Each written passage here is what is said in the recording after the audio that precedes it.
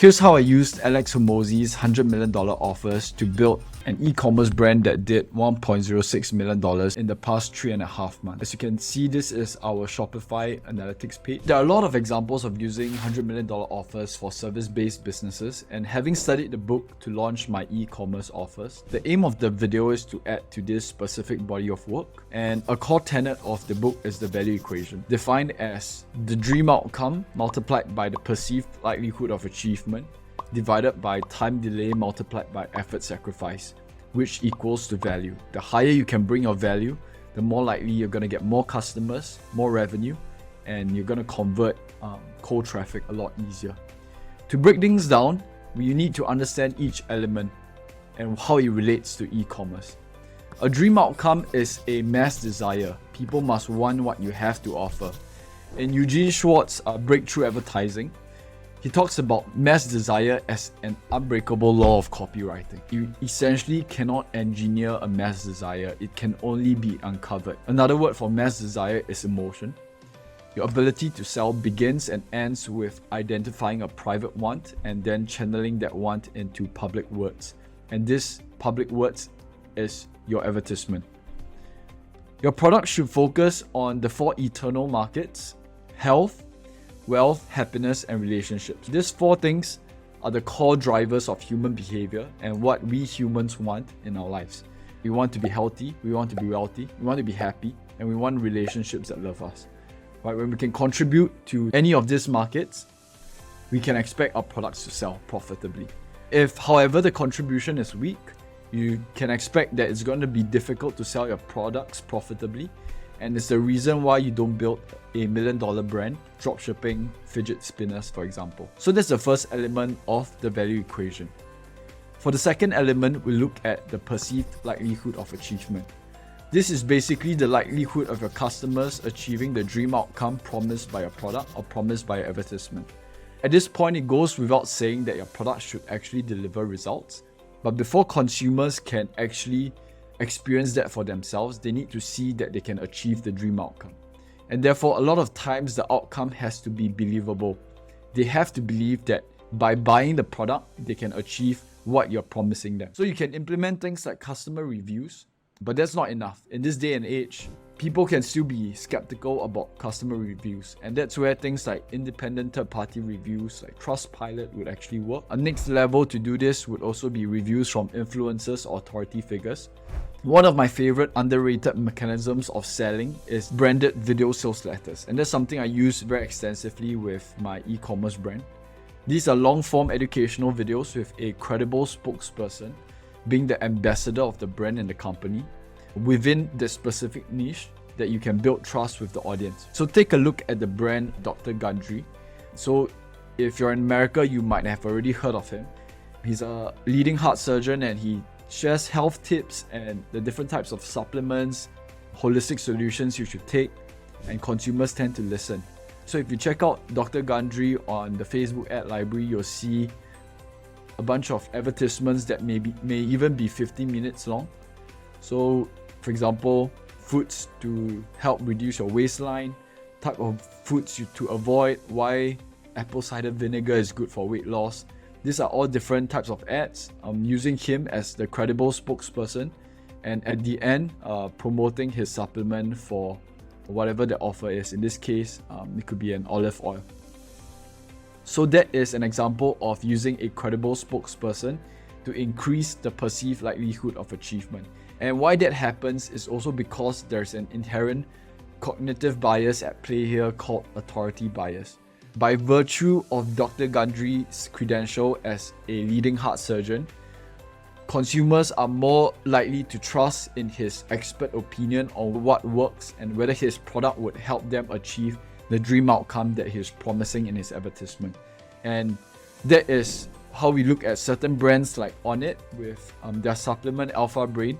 They have Joe Rogan as the branded spokesperson, and most consumers know that Joe Rogan is a huge fan of biohacking and someone that will only advocate a product that he believes in. So as you can see over here, these are ads that rely on Joe Rogan's credibility it increases the perceived likelihood of achievement because it's Joe Rogan saying it, right? Compared to someone else. You can increase the perceived likelihood of achievement by also including resources, training videos, ebooks, guides, different things like that. So for example, I came across a testosterone support supplement that includes bonuses like food recipes and guides for you to follow so that you can further compound your results from actually using the product.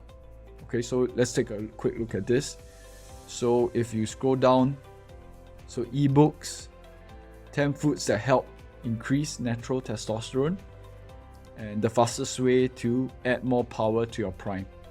So these are examples of resources that you can use to increase the perceived likelihood of achievement from using your product or service. The next thing, as you look at this equation, the aim here is to increase the dream outcome and the perceived likelihood of achievement and keep time delay and effort sacrifice as close to zero as possible, right? Because the higher the numerator and the lower the denominator, the bigger the number is for the value equation. Okay, so the next part we look at is time delay. Reduce the amount of time it takes to get to the dream outcome. Some variables that affect this could be your shipping and delivery times. If you're drop shipping a product from China and it takes 14 days to get the product in your consumer's hands, you need to massively rethink your logistics, right? You can consider a local 3PL within the country that you're selling so that you can keep delivery fast, because things like Amazon Prime has ironically primed customers into thinking that they should get their products in a day, right? Or in same day delivery. And that is immensely hard to compete with. But if you can still deliver it within 2 to 3 days, that is still acceptable, especially for certain products that are luxury items or custom products. So for example, if you're selling a custom pair of shoes, it makes all the sense that it needs a bit more time to be delivered. And that's where you need to adjust the expectations with your customers. And the time delay here also refers to the amount of time they need to use the product to start seeing the dream outcome. For things like clothes, for physical goods, for products, it's a lot easier to see that tangibly. For supplements, it could be maybe 14 to 30 days of consistent use, or some people might see results within days. Ideally, we all wish our products will work like a magic pill, but that's not always the case. So the next best thing we can do here is to communicate expectations upfront, so your customers know how long it would take them to see results. So for a shirt, it could just be the delivery time, because the moment I wear it on, I can see the result. But for another product like a supplement or a consumable product, it might take a bit more time. The next thing would be effort and sacrifice, which simply means what is expected from customers. Do they need to go through a 36-step process to use your product, or is it as simple as ABC? So the idea here is that you want to reduce the amount of effort and sacrifice they would need. The more it takes out of them, the more unwilling they are to use it. And this is why, for example, selling a weight loss supplement is a multi-billion-dollar industry, because people would rather believe that taking a couple of pills every morning would help them lose weight rather than exercising and eating a healthy diet. And so it's important that you understand with your product, you want to reduce the effort and sacrifice.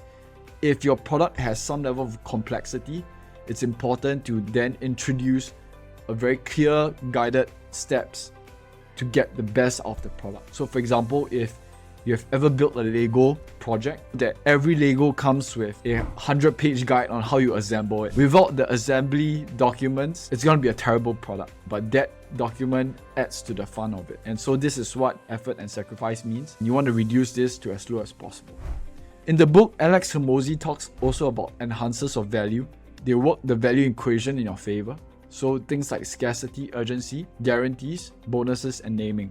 For scarcity and urgency, you want to use them sparingly, because gone are the days when a 10-minute clock has that effect of increasing your conversion rate. With increased market sophistication, customers are starting to see through these aggressive pressure tactics. You can use scarcity when you truly have limited inventory, or when you're selling a limited number of products at an attractive discount.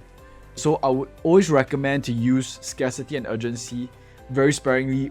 When you want to use it, you want to make sure you follow through with it as well. So you can send this type of offers in emails, maybe once a week or once every month. If you're launching a new product and you like to offer 100 products at a 20% discount to customers for maybe the first 12 to 24 hours, you can create both scarcity in terms of the number of units and urgency in terms of the amount of time they have to purchase the product. So the idea here is that you want to make sure you follow through with it so that it also psychologically trains your customers that you actually mean what you say. The next element would be guarantees. Guarantees are critical risk reversals. If you're in a position where you can offer money back guarantees, you absolutely should, because it will increase your conversion rates. Some brand owners think that by offering a money back guarantee, they might be taken advantage of. There is a complete possibility that you might be taken advantage of. The marginal increase in refund rates and return rates is definitely lower than the increase in conversion rates from just having this money back guarantee. So, for example, would you take an increase of $100,000 in sales for an increase in refunds of $10,000? The numbers make sense because you still net $90,000 more than you otherwise wouldn't have been able to tap into, just because you don't have a money back guarantee mechanism in place. This is why risk reversals are so important. It just helps customers be assured that should your product not work for them, they can get their money back.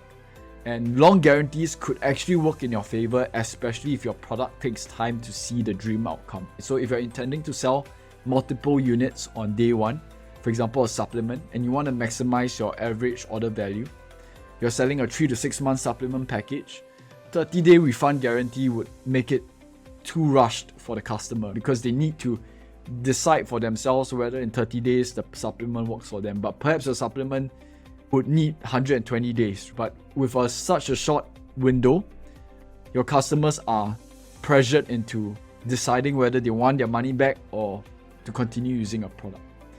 And a 180-day guarantee, or for example a 365-day guarantee, and some brands go as far to say a lifetime guarantee, can ironically beat 30 days because you reduce refund rates when you have a longer window, and consumers feel less pressured to make it work in 30 days. And the longer you use your products, the more likely they are to keep it, because it becomes an embedded part of their daily living. The next thing we talk about is bonuses. This includes ebooks, free resources, guides, different resources that can help with getting them more results from using your product. And it also can increase customer satisfaction and reduce refund rates, which are really key components of building a profitable brand. The next element would be naming a product in a way that communicates the dream outcome and also conveys a sense of novelty. You want to be able to use the name or trademarks for your products to increase the perceived value of the product. This is why most of the Amazon products that you see that are ranked very high, they are often named after the outcome they're trying to achieve. So using this framework of the value equation can help you through the entire process of building and launching your products into the market, and naturally come up with the copy that can be assembled on sales pages. As you increase the dream outcome and perceived likelihood of achievement and lower your time delay and effort and sacrifice, it increases the perceived value of the product, which drives sales and profits for your e-commerce brand.